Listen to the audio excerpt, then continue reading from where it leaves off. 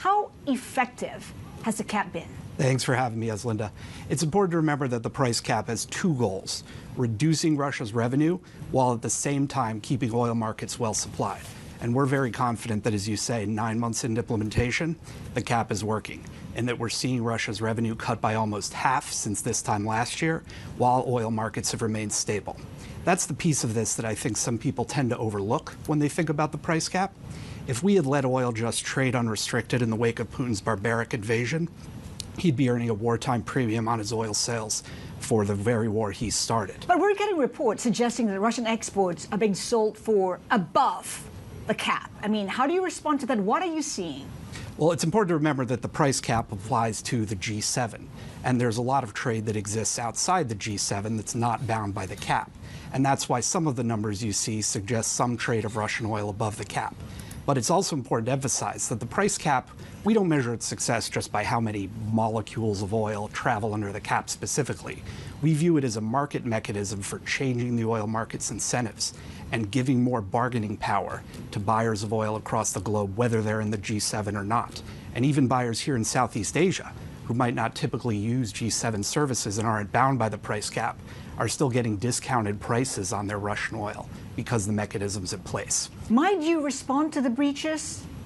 Well, if the breaches are occurring from G7 actors, then those actors are acting in violation of the price cap, and our enforcement authorities, and I don't just mean the United States', but the whole global coalition that supports the price cap, are looking very closely at that.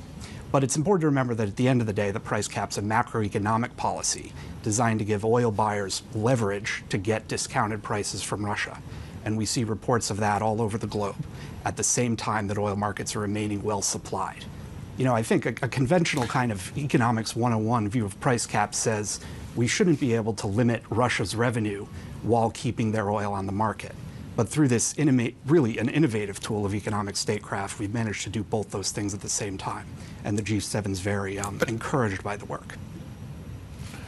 Eric, I mean, you know, Russia's marginal cost of actually exporting oil is much less than the average country. So, you know, they are still making money from this. And we've had instances also in reports of them actually exporting a lot more than has been suggested, and that's been covered up to some extent. What is your take on this?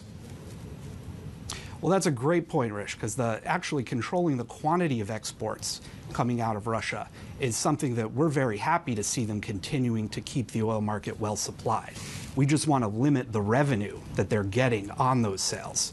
We want there to be more supply for consumers and businesses in the emerging world who rely on global oil to keep running their businesses. And we're very cautious about making sure that we don't disrupt the global oil market in a way that could lead to instability. At the same time, though, that we're keeping that supply on the market, the price cap is designed to limit the money that Putin can make off that.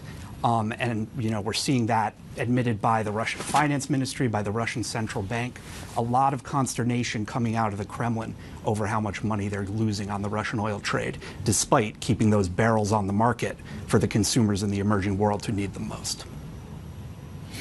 But then, Eric, you know, you look at how they get it out here as well, and they've been able to sell, according to other reports out there, for oil which is higher than the price cap, certainly as well. And, you know, how do we know this? Because a settlement has become so opaque in the oil market, or the Russian oil market itself. That's a great point. And one thing we've seen occur over the past 9 months is we've seen Putin and his cronies invest billions in building an ecosystem outside the price cap to try to channel his oil out in ways that aren't subject to our sanctions. Now, frankly, that money that he's spending building up that ecosystem, that's also a benefit of the price cap, because that's money that he otherwise would have spent prosecuting his barbaric war in Ukraine. And we recognize that as that ecosystem grows, we're going to see some trades above the cap from actors who are operating entirely outside the G7's reach. But again, it's costing the Kremlin a lot of time, money, and attention to build up that ecosystem. And that's what we'd like to see. Eric, you know, the ultimate aim is, of course, to limit Vladimir Putin's warfighting capability. Have we seen any material impact on that? It doesn't seem so for I'm sitting, or other people are sitting, and what I'm reading. And the other part is the warfighting capability that we've seen diminished, been down to perhaps lack of manpower, lack of trained troops, and, of course, military which has been hollowed out by corruption. Well, I think on your first point, Rish, we disagree pretty strongly because the oil market is really the lifeblood of how Putin funds his war coffers. And the revenues he's getting from that are down almost half from what they were last year in response not just to the price cap, but to the broader unified system of sanctions brought on by the Western coalition. And that is preventing his ability to fight this war with the same gusto that he otherwise would. We have a lot more work to do, and we come to this policy with humility. But I think, as the AP reported this week, we're seeing a slow poison with regard to sanctions, where Russia's making less money off its oil and spending more money to try to get around our sanctions, both of which are leaving him with less room to fight this barbaric war. Eric, since you're with the Treasury, we have to ask you your thoughts on the latest jobs report. Is there enough heat coming out of the labor market? I think as we saw in Friday's jobs report in the U.S., we're very confident that the U.S. economy is in a very resilient place. We've seen professional forecasters postpone their expectations for a recession pretty consistently over the past couple months, reflecting the optimism that we've seen about U.S. economic growth and the strength of our labor market. But at the same time, importantly, we're also seeing inflation moderate, which isn't normally what happens when you have a hot labor market like this one. And that combination of moderating inflation, which is down 6 percentage points from its peak last year, and a really resilient labor market that continues to surprise to the upside, is exactly the sort of path to a good economic outcome that we think we're on in the United States. Eric, what is your biggest worry for the U.S. economy right now? Well, Rish, I think given the optimistic outlook that we have right now, we do spend a lot of time thinking about risks, despite our confidence in the overall outlook.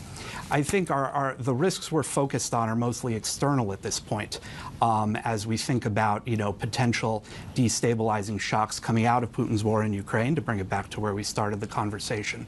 But internally, I think our confidence in the strength of the labor market, coupled with the moderation we're seeing in inflation, is giving us a lot of confidence about the strength of the U.S. How about the severe slowdown in China? How might that impact the U.S.? Well, I think it's true that China's got a lot of problems in the short term with high youth unemployment, with pervasive problems in its property sector, but also some long-term structural challenges. I think as my boss, Secretary Yellen, has said several times, it's a risk that we're paying attention to. It's a risk that we're watching closely. But given that domestic resilience of the U.S. And our relatively limited dependence on exports to China, relative to the strength of our domestic consumer and business, we're very optimistic about that. Just one final question before I let you go. Of course, I'm headed to the G20 in New Delhi. I mean, what are the expectations? What would be a success for the U.S.? Yeah.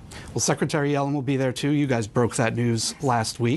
And one of her focuses, not to sound too repetitive, is in fact to make sure that we don't lose our focus on the economic response to Putin's barbaric war. And her engagement with her partners at the G20 is going to focus on, as I mentioned, we come to this sanctions effort with humility, how we can continue to push the ball further on restricting Putin's war effort.